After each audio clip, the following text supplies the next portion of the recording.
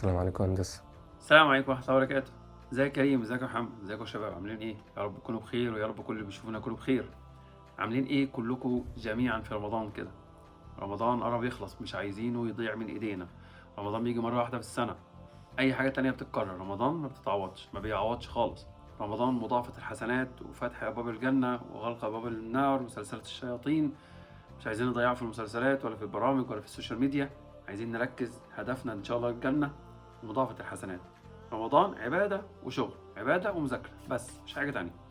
بُص يا هندسة، دلوقتي في حد بيقول أختار مشروع التخرُّج إزاي عشان آخُد أكبر استفادة ممكنة. أنا أتمنى إن حضرتك تحل لنا المشكلة دي إن شاء الله يعني. مشكلة النهاردة يا كريم، يا حبيب والديك على الرأي اللي بيقوله.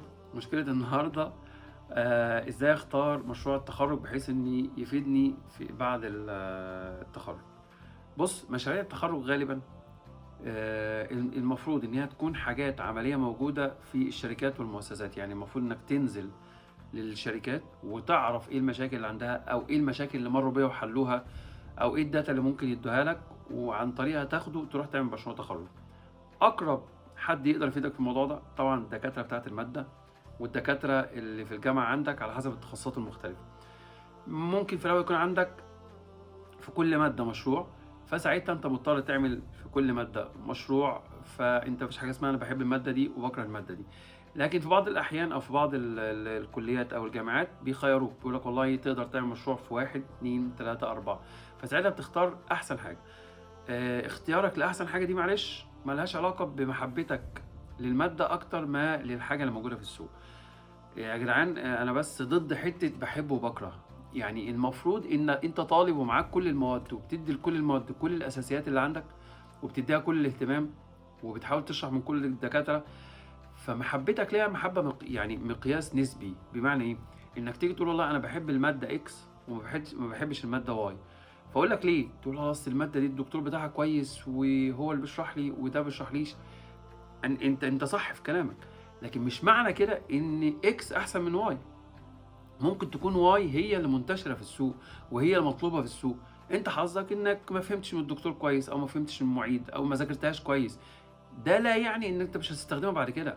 فبلاش حته المحبه او كده. انت المفروض تكون دارس السوق وشايف. انت خلاص اللي بيسال السؤال ده مشروع تخرج، يعني خلاص على وشك التخرج، المفروض ان انت خلاص اتدربت في الصيف ورحت شركات ورحت مؤسسات ورحت اماكن وخدت مواد وعلى وشك التخرج، فانت عارف ايه اللي موجود في السوق. فسيب حته احب واكره دي شويه وخليك عملي.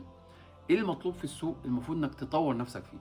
والصح انك تكون شايف ايه المطلوب وتحسن نفسك عن طريق كورسات او عن طريق حد يشرح لك او عن طريق انك تدور وتعمل ابحاث وما الى ذلك. تربط الكلام ده بقى كله في مشروع التخرج. حاول يكون مشروع التخرج بتاعك يكون في مشكله اساسيه واقعيه موجوده في الشركات. يعني يا ريت تقدر تجيب مشروع تخرج في مشكله واقعه حاليا. يعني مشكله موجوده لسه ما اتحلتش. فانت لو قدرت تحلها انت كده بتاد فاليو، بتاد قيمه للموقوف في المكان، وممكن الناس تكافئك عليه وتشغلك وتديك مكافاه ماديه. حاول طبعا، دي ما بعدش فيها هزار خلاص، انك المشروع بتاعك لازم تدخل فيه التكنولوجيا، تدخل فيه السوفت ويرز، تدخل فيه الاي اي.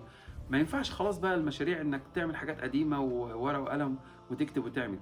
انت في مرحله من المراحل لازم تكتب ورقه وقلم، ولازم تكتب على الكمبيوتر، ولازم تكتب تدور على النت، ولازم تدور في مراجع. دي اساسيات. لكن بقول ما ينفعش تخلي بقى الموضوع ده كله من التكنولوجيا والسوفت وير والاي اي والكلام ده كله. فتقدر تطور من الحاجات دي وتقدر تعرف من خلال الجامعه ومن خلال الدكاتره ايه افضل المشاريع الموجوده. تقدر تعرف من الناس اللي اتخرجت ايه احسن حاجه تفيدك. تقدر تسال في الشركات، تقدر تنزل. يا ريت الناس اللي بتتدرب في الشركات في الصيف تسالهم انتوا ايه رايكم نعمل مشاريع التخرج في ايه؟ هل عندكم نقطه اقدر استخدمها في مشروع التخرج؟ الحاجات دي كلها هتفيدك جدا، لانك هتربط الواقع النظري بتاعك بالواقع العملي بحاجه انت بتعملها بايدك وبتشرحها بايدك وبتحلها بايدك وبتطلع نتائجها بايدك. الموضوع ده رائع. ركزوا جدا يا اخوانا، لان مشروع التخرج من الحاجات الرائعه في الجامعه. الحاجات اللي بتعلمك العمل الجماعي، التيم وورك.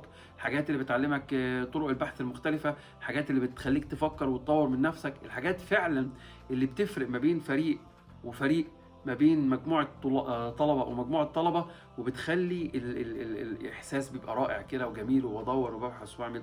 فركّزوا فيه واختار كويس واسعى، وما تنساش إن الله لا يضيع أجر من أحسن عملا. استعن بالله، استعن بالله، استعن بالله، وأشوفكم في مشكلة تانية في فكرة بكرة مرة تانية إن شاء الله. سلام عليكم.